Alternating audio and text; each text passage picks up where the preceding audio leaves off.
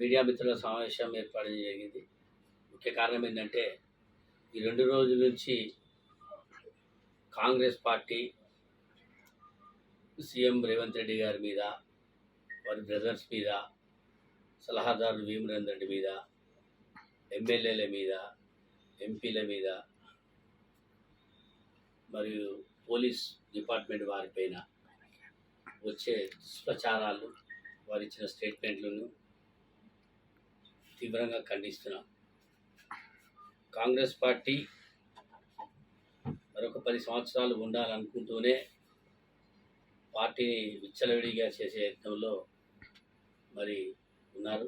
అందులో భాగంగా మొన్న మరి మంత్రివర్యులు సురేఖ గారి యొక్క కుమార్తె ఏదైతే పోలీస్ వాళ్ళపైన ఇచ్చిన ఒక స్టేట్మెంట్ను, మరియు వేమిరెడ్డి రెడ్డి గారిని ఇచ్చిన స్టేట్మెంట్ను,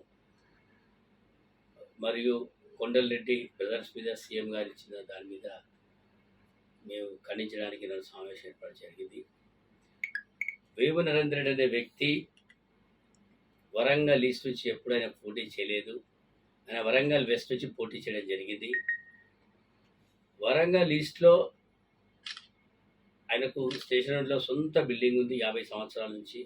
వాళ్ళ నాన్నగారు, వాళ్ళ బ్రదర్స్ అంతా ఇక్కడే ఉన్నారు. ఆయన సీఎం ఆసుపత్రిలో జన్మించడం జరిగింది. ఆయన అడిగే హక్కు ఆయనకు ఉంది. ఆయనను విమర్శించే స్థాయి ఈమెకు లేదు. Kondal Reddy brothers, Vemireddy CM Revanth Reddy brothers, Kondal Reddy Tirupati Reddy, వాళ్ళ గన్మెన్లు ఎందుకు, వాళ్ళు ఏమైనా క్రౌడ్ కూలర్సా?